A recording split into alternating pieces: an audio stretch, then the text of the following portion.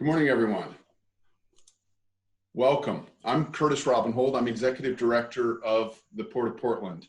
And if you don't know the port, we run PDX, but also 4 marine terminals in the Portland area, and we're the largest owner and developer of industrial property in the state of Oregon. But today we're here to talk more about what's coming at PDX, what folks can expect, and some of the design inspiration behind it. I'm really thrilled to be here, and we've got some great guests with us today. I'm also just thrilled because it was at Design Week 2 years ago that I got to present sort of some of the ideas that we had about what this next phase of PDX might be. So I'm really thrilled to have everyone join us today. Let me get to introductions here. I'd like to introduce a bit of the creative talent that we have sharing this hour with us later this morning. First, my colleague, Wendy Given. She is the curator of the PDX art program. She's going to be co-hosting with me today. Good morning, Wendy. Do we have you? Yes, good morning. Welcome, everyone. Thank you for joining us. Terrific. Thanks, Wendy. We also have Sharon Vandermeulen, who is a partner at ZGF Architects. Sharon's leading a team of architects and designers doing all the work around the new main terminal, which we'll talk about here shortly. Good morning, Sharon. Sharon, I think you're on mute. Sorry, I was. I'm all good now. Hi, everyone. It's so nice to be here. Terrific. Thanks, Sharon. We also have Pacific Northwest raised artist Jacob Hashimoto. He's joining us from his studio in New York. Jacob's work has been featured around the world: Rome, Venice, Helsinki, London, New York, and now at PDX in the new Concourse E. It's an incredible new kite installation, which we'll talk about again later this hour. Welcome back, Jacob. No, thanks. Thanks to everybody for having me. Thank you for, pun intended, weathering the pain to be with us today. My lights keep flickering, so I'm a little stressed. That's perfect. It's for dramatic effect. And finally, artist Ryan Feddersen has been selected to create a new permanent art installation for Concourse B. Ryan's work highlights themes of environmental stewardship and cultural diversity, and acknowledges and recognizes the continual social contributions of Indigenous people in the region. Ryan, good morning. Good morning. Pleasure to be with you guys today. Great. Great to have you here. Before we talk about the future of PDX Airport, we also need to acknowledge the past, starting with an acknowledgement that the airport was built on land that was occupied by the Indigenous people of this region for time immemorial. So briefly here, I'd like to read our land acknowledgement from the port. It's a way that we like to honor history and recognize the present day Indigenous tribes in our region. We acknowledge that the Port of Portland is located on lands that have been occupied and stewarded since time immemorial by people of the bands of Chinook, Clackamas, Cowlitz, Kalapuya, Cathlamet, Multnomah, Molalla, Tualatin, and Wasco. Many other Indigenous peoples have their homes in, travel through, harvest, and use the plentiful natural resources of the Columbia River, Willamette River, and the other lands and waters within the port's district. The Port of Portland recognizes the ongoing relationship that exists between Indigenous peoples and these places. So now to the future. Obviously, things are a bit crazy and even surreal right now at the airport. We've really focused on the health and safety of passengers and of employees in this wacky COVID era.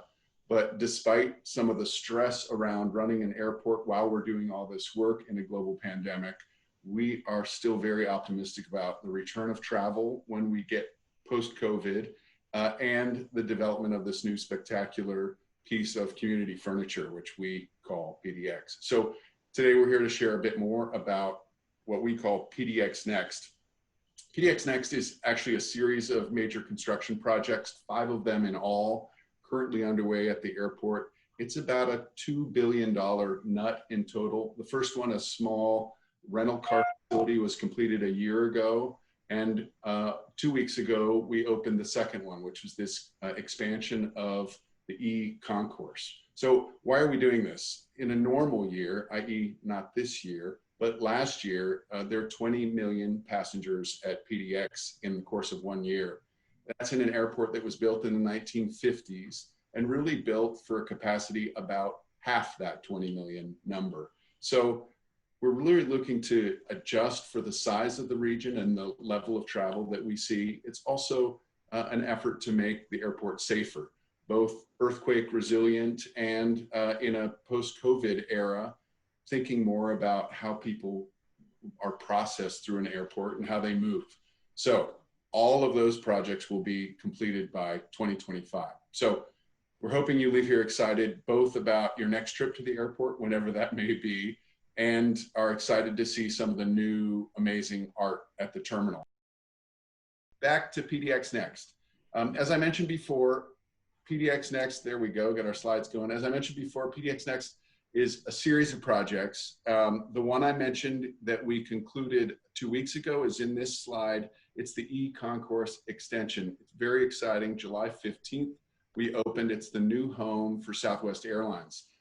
Concourse E has 6 new gates. It's got nice tall ceilings and lots of light, natural light coming in through really big windows. And at the end of E, just a killer view of Mount Hood. It's also where you'll find Jacob's 2 kite installations. And for now, you can still take a foot selfie on the old carpet.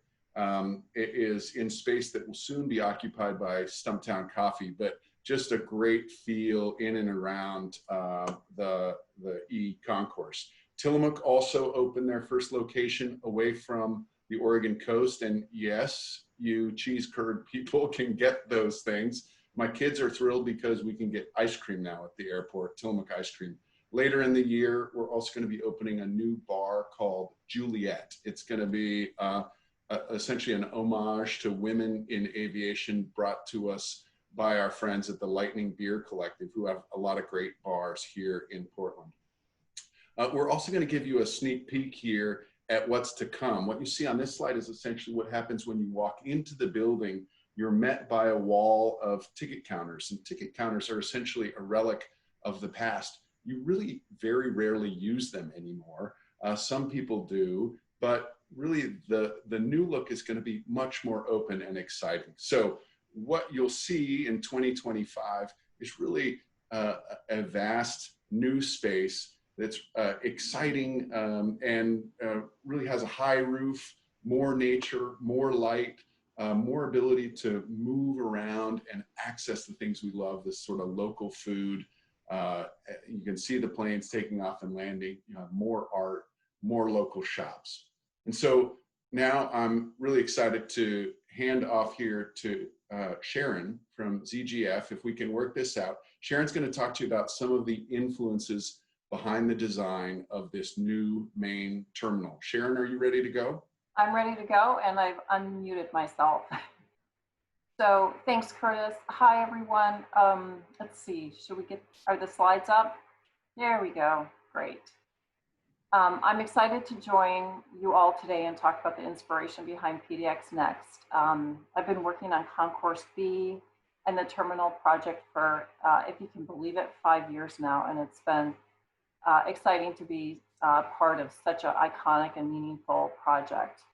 Every design component and decision that we've made so far with the port has really been focused on providing a welcoming environment and creating a positive experience for the passengers and employees. I'd like to give you just a preview into what's inspiring the design of Concourse B and the main terminal and what you can all look forward to seeing someday soon.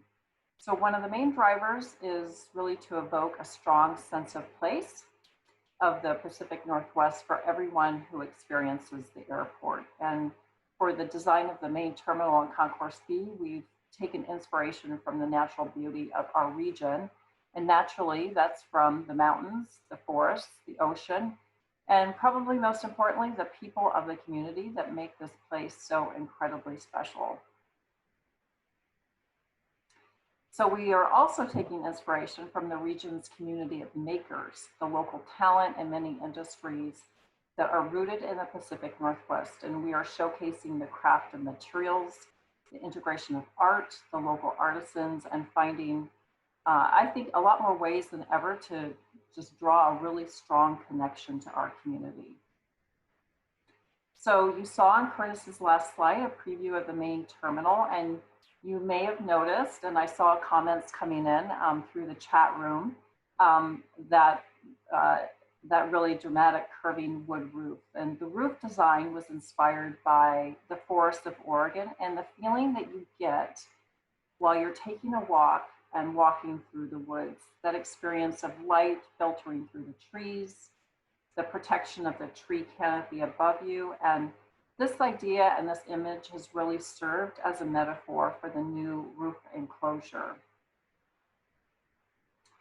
So one of the other things that makes Portland so special, and we all know this, is our eclectic and unique neighborhoods. And part of what makes them really distinctive is the size of our blocks. They are much smaller than most cities. And it also really helps to create this sense of scale and intimacy and contributes to this overall sense of place that we like to talk about. And that friendly neighborhood vibe is also something that is really cherished right now at PDX. And when you're doubling the size of the terminal footprint, we wanted to ensure that that feeling was maintained as much as possible. So we're achieving that with this concept that we refer to as one roof over many rooms. And the terminal will be enclosed with this expansive, open, light-filled roof, but the spaces are all organized in a way that relates directly to our city's scale and is zoned to ensure everyone has enough space to move around, all while having this kind of feeling of Portland familiarity. And we also look to Portland's many parks for inspiration. And most Portlanders live within walking distance of a park, and we have this incredible, wonderful mix of formal and wooded trails here, and we're really lucky. And we wanted to bring that idea into the airport. So one of the ways that we're bringing parks and nature inside is through what we refer to as biophilic strategies. And this word is not unfamiliar to any architects or designers out there, but essentially it means this idea of introducing elements of nature into a space to support wellness and reduce stress. And we thought a lot about this and what it means like to experience that Pacific Northwest climate. So some of the elements of the natural landscape that we're integrating are vertical trunks, tree canopies, understory planting, hanging gardens, and filtered light through a series of skylights. And this is all, as I said before, as a strategy to really relieve stress and to also create moments of wonder and hopefully bring a smile and a sense of pride to those of you that are traveling through the airport.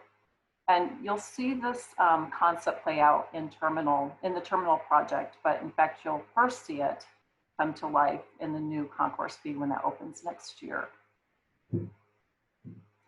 So I'm going to end my presentation here with a preview of the main terminal. I think you can really see all the elements that I spoke about coming together in this image. And I'm really honored to share the sneak peek of PDX Next with all of you today. And I just want you all to know that we're working really hard to make the airport that you all love even better, and look forward to more sharing and celebrating in the future. Thanks so much.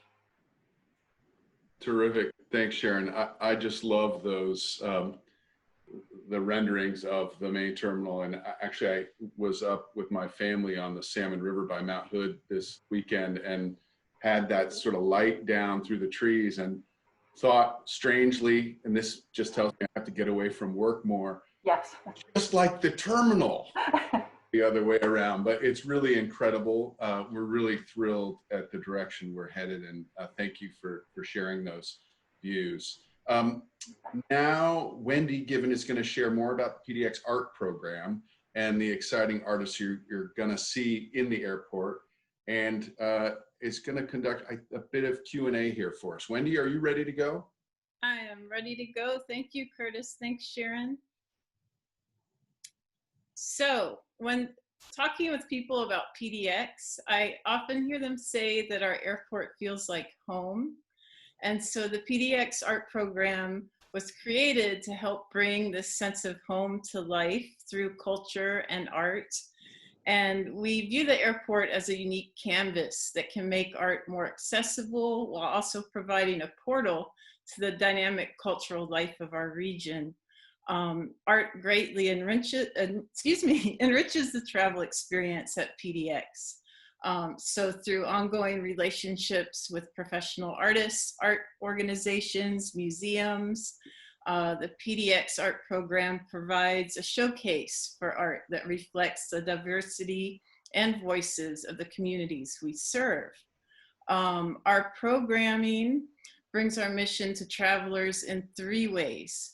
So we curate temporary rotating exhibitions from a diverse range of local and regional artists. Many of you probably know that PDX has a micro cinema within the airport. So we collaborate with Portland's historic Hollywood Theater, and we utilize the cinema to bring travelers new short films from Oregon filmmakers on a quarterly basis. And the third aspect is we commission artists and artist teams to create permanent artwork at PDX, which is super exciting. And so to lead into that, we have our 2 artists here today that I'm so thrilled and honored to have you meet. And Jacob Hashimoto has just completed his gorgeous new 2-part installation in the Concourse E extension. And then, as Curtis said, next year we'll have Ryan Feddersen in the new Concourse B with her upcoming really exciting installation. So let's talk with them and learn more about their artwork and their practices and their visions for PDX. So Jacob and Ryan, are you here with me? I'm here for sure. Okay, great. And I know Ryan was having a little bit of technical difficulties. So Ryan, are you here too? I am. Thank you, Wendy. Oh, okay, great. Thank you both. So I'm going to start with some questions, and these are for both of you. So Ryan, if you'd like to please answer first, and then we'll break over to Jacob.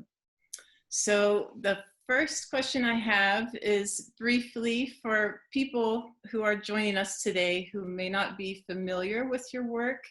Can you please tell us a little bit about your background and your artistic vision? Great. Well, first, thank you all for having me here today. My name is Ryan Feddersen, and I'm a visual artist specializing in interactive installation and public artworks. I'm a member of the Confederated Tribes of the Culver Reservation and descended from the Okanagan and Arrow Lake bands, which are both Plateau or Interior Salish. And I'm also of mixed European descent. I was raised in Wenatchee, Washington, in a very creative family. And I have been living on the West Side for about the last 15 years, both working in art as well as in arts administration. And my practice really centers on creating conversations, a lot of times between the intersection of cultural history and legacy with contemporary politics and social influences, and oftentimes with an emphasis on conservation. And I work in a lot of different mediums. I'm very interested in the way that action and metaphor can be used to create content. And so I work site specifically and kind of dig into new projects with different methodologies. And so I'm very excited about exploring some new techniques at the Portland Airport. So thank you very much for having me today. Thank you, Ryan. And Jacob, on to you. Okay. My name is Jacob Hashimoto.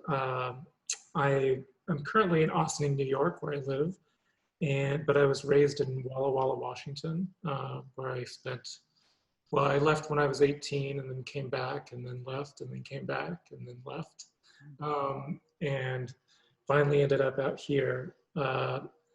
And you know, as has been mentioned, I made these 2 new sculptures for Concourse E that just came to completion.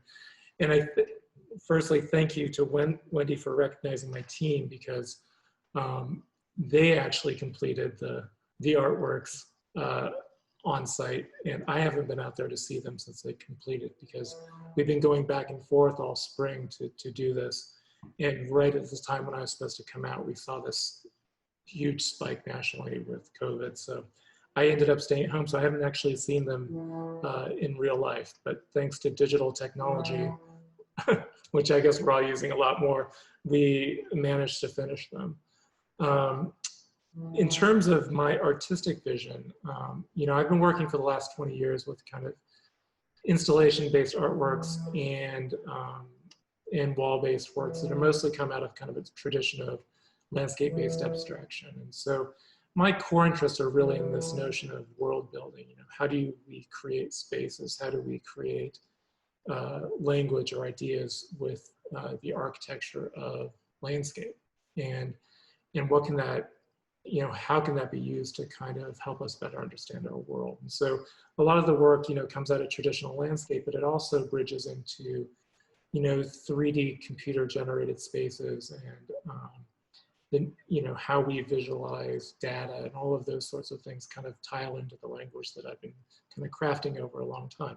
And specifically with PDX, well, actually I should say one cool thing about the kind of artwork that I make is that it changes as it moves from environment to environment and reflects portions of that environment in its body.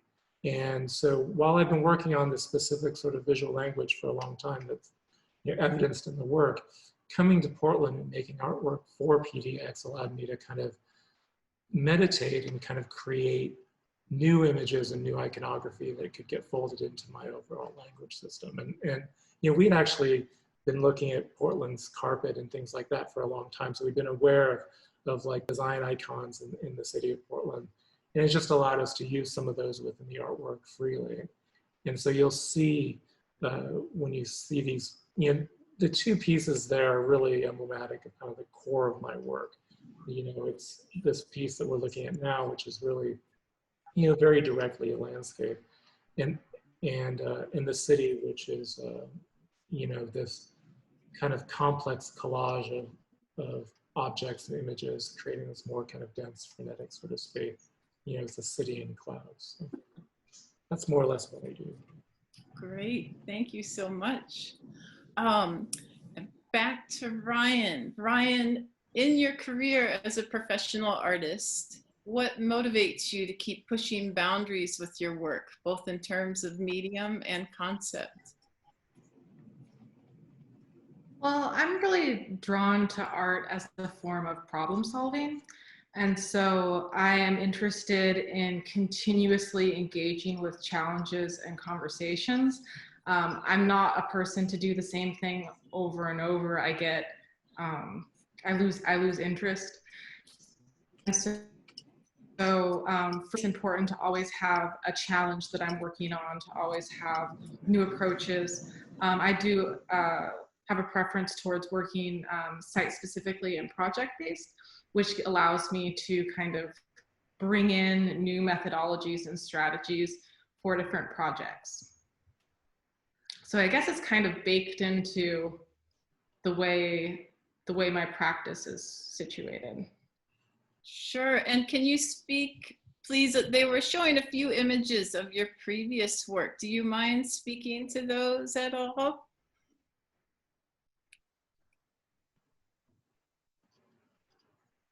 I'm sorry, I think my internet problems have resurfaced. Can you repeat that last question? Sure, sorry about that. They have pulled a couple images up of your previous works. Could you please speak to us about those and tell us a little about those? Yeah, the piece that's up right now is Synecdoche, which is an artwork that was created for the new Burke Museum. It is 40 feet wide and 60 feet high.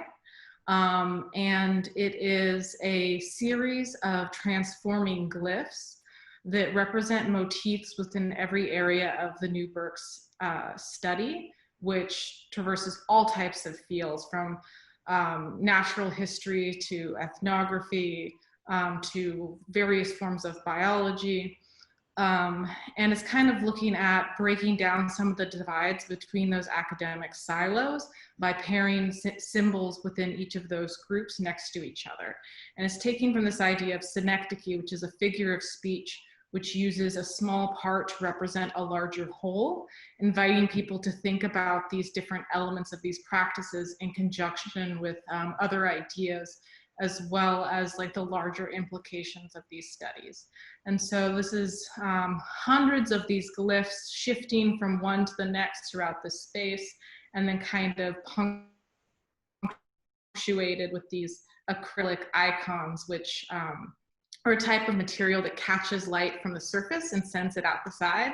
And so throughout the day, they glow and send different shadows depending on how the light interacts with the piece.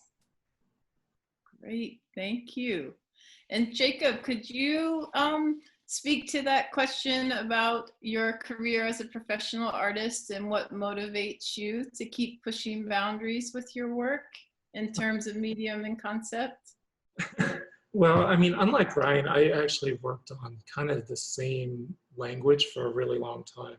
So I might be like the old school generation of artists that doesn't change much.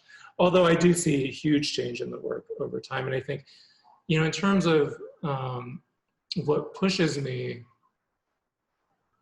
you know, it typically are just answering questions that I've asked, that I've uncovered in the last projects. And it's actually, it comes from several different places. One of which is like the studio practice.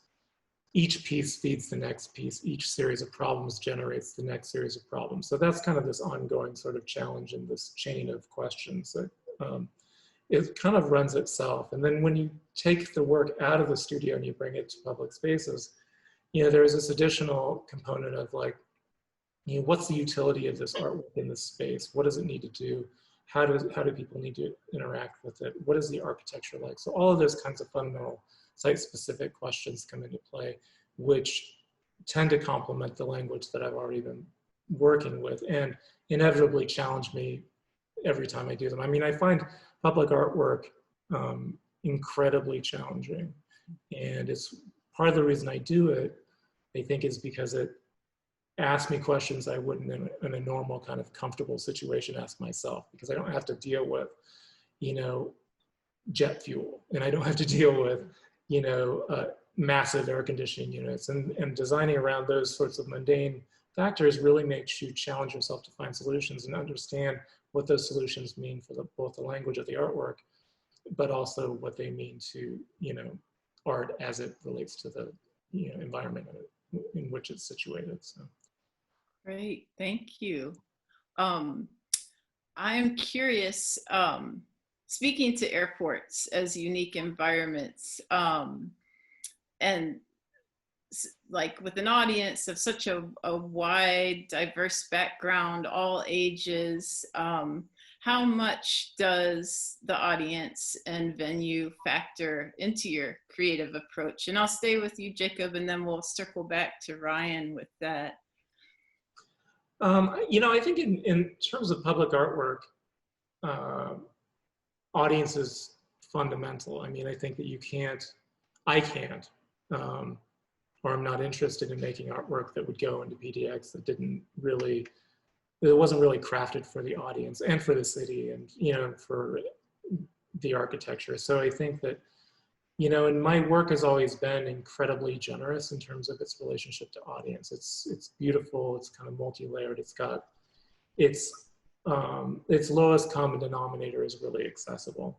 And I think that, you know, for that reason, you know, it suits itself well to this environment. You know, it doesn't mean that it's not complex and it's not dealing with kind of larger formal issues and larger content issues, but I think it's kind of most simple moments.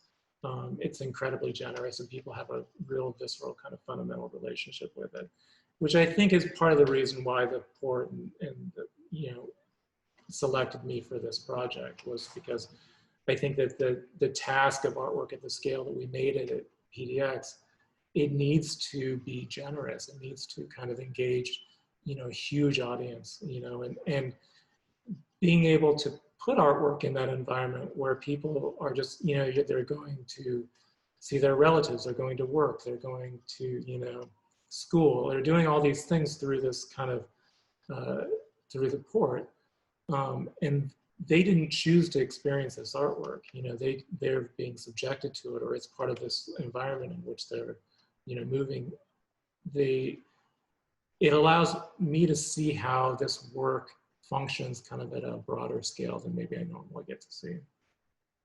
Great, thank you. And it is interesting, a captive audience. It's like you don't choose, you're either going to recognize it when you're there, or, you know, and your work is so engaging because it's, I believe, 11,000 kites between the two installations. So, and it changes every time you view it. I've seen it a few times now in person, and it's so engaging, and the way that it changes every time that I'm there, it's always a fresh new addition. Well, and I think that's what's nice too, is that when you see it multiple times, you know, you constantly are discovering other things about it, and you never have the same experience with the artwork. You know, and I think that for these kinds of spaces is really useful, because we all know that airports can be super boring, right? So, you know, if you've got something to just like bliss out on, or like discover, move around through kind of visually, I think it's really useful. You know, I think also you know, in terms of the way that I wanted these works to deal with audience, it had to do with the kind of overall sensibility of them, which is this kind of calm, peaceful, meditative sort of sensibility. And I thought that would be a real great addition to the airport environment, because, you know, it's so stressful to get to the airport, even under normal circumstances. So just to have something you can just chill out with made a lot of sense to me. Yes, definitely. It's not a complicated aspiration, but. Yes. Thank you, Jacob. And Ryan, so speaking to the airport, and maybe you can weave in how your upcoming project in Concourse B draws influence from the cultures and environments of the Pacific Northwest in very distinct ways, and how the Pacific Northwest is a really great inspiration that comes life in your work. If you could speak to that, and kind of maybe some components, if you want to talk about the new work, we'd love to hear about it. Great. I apologize. I am having a little bit of internet instability, so someone could maybe put in the chat if you can't hear me, but otherwise I'll do my best to assume that this is going out. So I'm very excited to work in the airport as a setting. One of the reasons why I've pursued public art so specifically in my career is that I'm really interested in making work for communities, and not just making work that then kind of goes out and more anonymously. I mean, and so the airport is a massive community that it will engage with. And a lot of times the way I've been approaching that for public art projects that have so much diversity of community is to kind of hone in on a community that I really want to speak to specifically. And in this case, in the project Inhabitants, I wanted to talk about the other life forms that we as humans are sharing space, the world with as a community. And so the piece typically takes into the biomes of the Pacific Northwest that are specifically calibrated life, and has all 5 categories. Very few places in the world that has a desert and an ag region and a coastline and a rainforest and a grassland. It's incredible biodiversity, and all of these habitats in the world are currently under threat. The only habitat that is not under threat is deserts, and that's probably not good for all of us who can't live in deserts. And so I wanted to think about the inherent rights of all of the living things that share the world, And so the piece kind of references that in some playful way. And so there's this series of sentinels, which are portraits and odes to these habitats into the landscape. And using lenticular optical illusion, as the travelers pass through one space, they'll see a portrait of the land, but as they become perpendicular, they'll. I'm so sorry, Ryan. My apologies. I have high-speed internet. It's not very good. That's okay. I'm so sorry. And a few of those images that were shown there were actually Jacob's. So we apologize for that because Ryan's work is upcoming. It has not yet been produced, but we are really, really looking forward to that. Let's see. I have some other questions for you. Let's see here.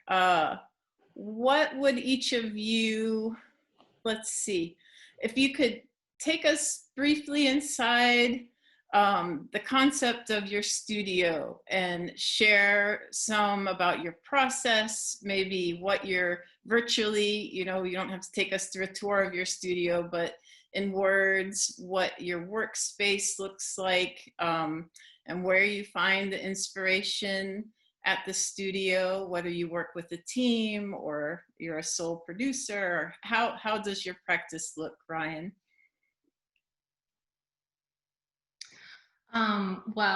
I work out of Tacoma, Washington. I actually moved to Tacoma so I could have a studio. And so I have a studio behind my house. It is a 1940, 1960s shop. There was at one point a car repair shop.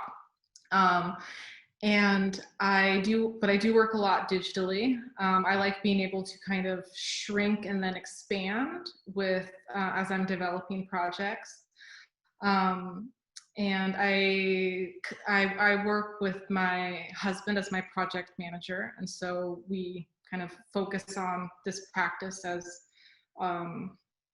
most of our life. Sure. But yeah, it's not a very romantic studio. It's a little bit of a rustic shop, but someday I'll have a window in it. Excellent. Thank you. And how about you, Jacob? Can you talk about your studio? Sure. Windows are good aspirations. I've had windows for a long time. In fact, we actually just moved from New York City for much the same reason that Ryan moved to Tacoma, so that we could own our studio and work at a location that we had a little more control over. So my studio is like 2.5 floors of this building that I live in. The building's from the late 1800s, and it used to be, funny enough, it used to be a car dealership. It sold Model Ts in the 20s, and then it was, but originally it was built to make wagons and sleds. So it's this old building. It's been around forever. We got renovated it and put a studio and an apartment in. And so during COVID, it's actually been super convenient because, I just never leave the spaceship. It's just inside this environment all the time. For years, I've worked with a pretty decent sized staff. There are 9 of us right now. And that's the number that I think I've had for, the last 5 or 6 years. So that's this studio, and we work mostly here on, gallery-based projects and experiments, basically. This is an experimental laboratory, so we make a lot of mistakes here. The other part of my studio operation does the public artwork, and I work with 2 people, Wade Cotton and Jameson Aug, who many of you know.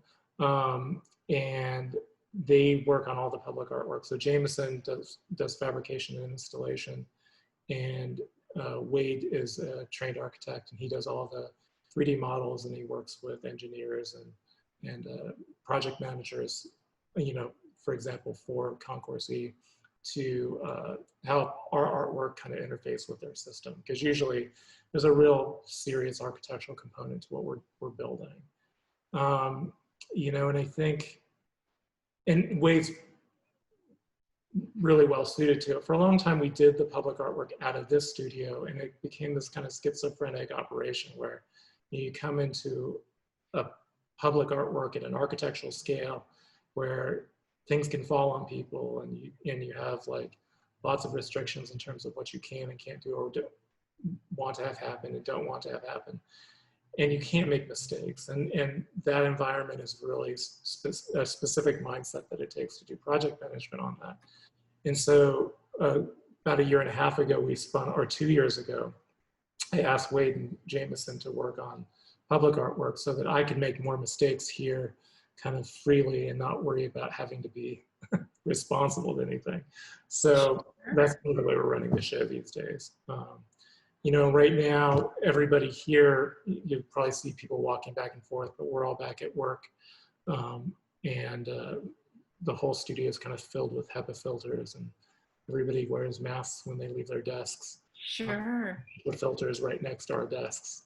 And so we're just trying to be as safe as possible working. But, you know, right now, all of our, I don't know if this is interesting or not, but all of our projects for the fall have been canceled or moved to next year. And so like museum shows and all of that stuff have been shifted until spring, fall. Wow.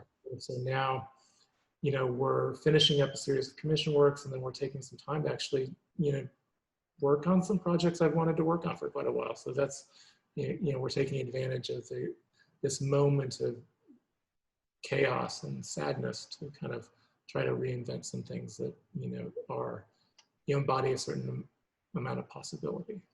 Yes, thank you so much, Jacob. I'm going to transition back to Curtis because we have about 15 minutes left. And thank you, Ryan and Jacob, so much. We are so honored and grateful. And it's going to be an amazing next few years. So thank you, Curtis. Thank you, Wendy, and Jacob and Ryan, thank you both very much. I noted several of the folks here on the call, so several members of the Portland arts community are here, and there's some nodding. Hi, Elizabeth. There's sort of a, yeah, we got you. Really appreciate the insight. And Ryan, in particular, I like the concept of synodos, sort of a whole being represented by a piece. We think about that a lot at the airport. How can we shift into a mode that thinks more about what the region is and who is here in the region, and get away from, I think Jacob pointed out rightly, that airports can be super dull and boring, and they can also feel like you've walked into a Chili's, right? Anywhere, you could be anywhere in the world. And so part of the challenge for us is to build an efficient airport that also recognizes the rich diversity, not just of the scenery, but also of the people who are here. And so it's pretty exciting. I really appreciate you guys sharing your thoughts. I wonder if I could get folks on the call to just drop a word or two into the chat. What's your reflection? What do you think of what you've heard so far? Does anything strike you? I know when we put out the pictures of the terminal core, folks sort of do this, wow. I wonder what else is on your mind. What are you thinking about? We'll get to some of the Q&A here and try to spend the last 10 minutes answering questions that you've got. You can drop them straight into chat. Jacob and Ryan are sticking around. Wendy and Sharon can answer questions about the airport itself. I can answer really simple questions because that's sort of my level in the organization, but would welcome thoughts that you've got. There was a question up above around, let's see, will there be opportunities to buy art and local crafts in the airport? We do have a couple available today. Folks know Tender Loving Empire and Made in Oregon. They're sort of some representative of smaller makers. The way we do the concessions inside the airport is essentially, we say the types of things that we'd like to see in the airport, and then folks submit to an RFP essentially. So we're not sure exactly what will be inside the new terminal core. Sharon, would you mind just talking briefly around how you're thinking about what comes in and what the local flavor might look like? Is it food? Is it beverage? Is it arts and crafts? It's all of that. It is all of that. And so we've been working for really the last 2.5, 3 years on what that concessions program looks like. And as Curtis mentioned, of course, we don't have full control over it. But what we have been doing is creating really lovely pavilions that vendors hopefully can see themselves kind of fitting into.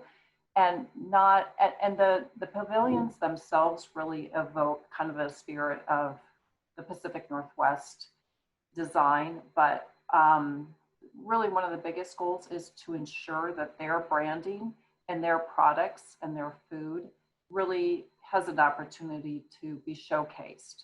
And so we're keeping them very simple, and they have the ability to kind of brand them as they want. Terrific. Thank you, Sharon. Yeah, you bet. I love some of the words that are coming here: inspired, impressed, authentic Portland. A really thoughtful note here from Jim Mockford. Thank you, about his own published children's book, The Kite That Touched the Sky. Jacob, a question to you about the materials in your installation. What are these kites? And will you just, because I love it so much, will you just mention the carpet tile in the artwork, because I think it's super cool? Oh yeah, for sure. Well, I'll start with the kites. The kites, we call them kites, but I mean, obviously they're not kites. This body of work comes out of these kites that I started building when I was in art school, basically to fly in Grant Park in Chicago. And so I started building these large scale sculptures out of them. But when we take this work and turn it into, public artwork, it needs to, needs to be more durable. It needs to kind of check a few other boxes in terms of maintainability and all of that stuff.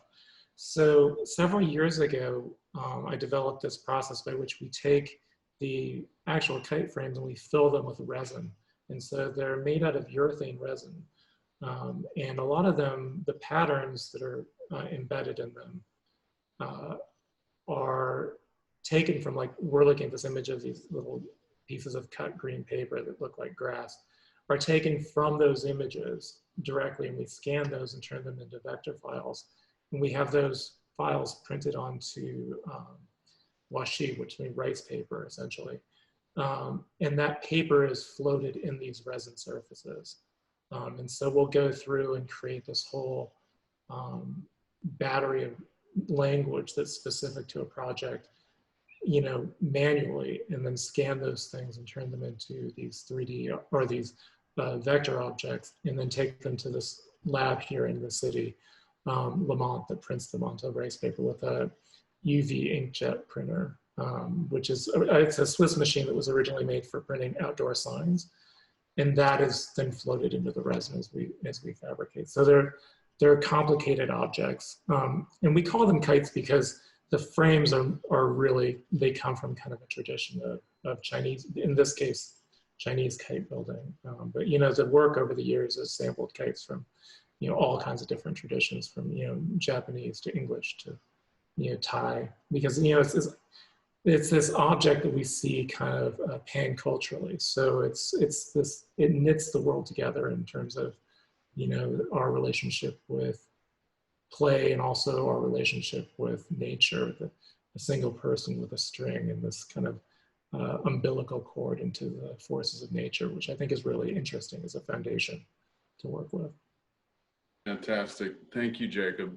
Some of the comments here are just terrific. Stunning and very thoughtful, from Elizabeth Aud. Cannot wait for the next chance to visit PDX. Regional inspired, proud, localization. Rita in Virginia, I love this stuff. We always like to compare ourselves to other airports because we like it. I'll just leave it at that. Some really great comments. Ryan, a question for you. Can you speak more about traditional plateau storytelling and how that might show up in your new art at PDX next year? Yeah, so there are definitely elements of my work that include legacies from plateau stories. Probably most notably in Coyote Now, which is looking at Coyote the trickster of plateau lore as a continuous figure, because Coyote is in fact immortal. And so, but these stories that I'm looking at with Coyote are all kind of contemporary interpretations. And what really draws me to the figure of Coyote is using imaginative storytelling to help us both explain, but also ask questions and critically evaluate our society and our decisions. Because Coyote is a figure of mischief. He's a provocateur. The stories are often very humorous, but he can also be very, very earnest. And the purpose of these stories is to help us choose to do better, while also looking at the fact that there are temptations for us to do worse. And so I kind of think of the trickster as an icon of my practice in general. And I try and embody some of those things about and provocation, but always with this intent to create a lesson that helps us do better, but thinks about it through this kind of imaginative and playful way. There are elements of the piece that are inspired by environmental personhood, and which connects with the stories of various regions of Indigenous people, but also ours, that look to animals as people and the land as having rights and conscious an entity. And so the piece kind of reflects that thread of the world around us, like embodying conscious. Really great. Thank you, Ryan. Really appreciate that, the thoughtful response. Sharon, there's a question here about how, from Caitlin Carpenter, I'm curious how this thoughtful local design approach might translate to the wayfinding and signage. Are there any updates on this part of the project? I know you and I have spent countless hours on this topic. How does wayfinding work in this project? How do you also integrate something that's useful with something that reflects the local look and feel? And so I wonder if you would just speak to that, maybe how you're thinking about it at PDX broadly. Yeah, actually, we have had a lot of conversations about it, and we're going to have more conversations about it tomorrow, as a matter of fact.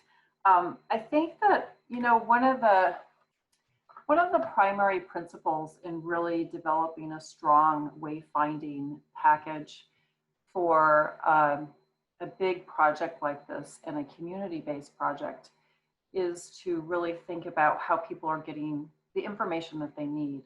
So one of the strategies is not to oversign, but to just give enough information to get people to the first point of processing and to the next. So it's almost in a way of kind of leaving the breadcrumbs, very obvious breadcrumbs for people to find their way through. And so we also thought a lot about how important it is to have intuitive wayfinding. So even though that the roof structure is a beautiful element that really covers the entire terminal building, what it really is also doing is giving kind of a structure or a framework about how people can intuitively find their way from one room to the next. And so the goal is to use the least amount of signs and wayfinding, but to put them in an area where people really need them.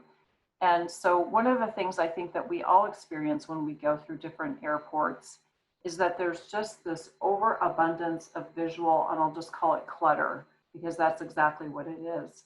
And so we're really trying to fine tune that. I think that one of the things that you'll see at PDX is this introduction of digital signs as well. And that's great because that information can be changed easily over time and kind of manipulated to get the most current information out to the passengers. So those are just a couple of ideas. Great. Yep. Really great. Thanks, Sharon. Really, yeah, you bet. I know we have a bunch more questions, and I'd really like to answer them. And so I'm going to. I want to thank everyone for joining us. I would like you to take a minute to check out pdxnext.com. We tried to capture a lot of the stuff that's going out at the airport, and you can see interviews with the artists and get links and follow us on social.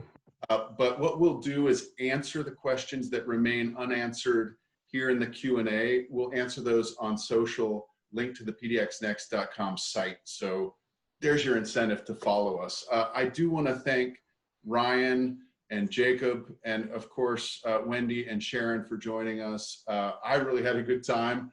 I really hope that everyone gets a sense of what's important to us out at PDX, this sense of community and the richness of the diversity in our region, the people, and the country, the region as it appears to us. And just really want to thank all of you for engaging today. Please be safe, take care of yourselves, and we'll see you next time out of PDX.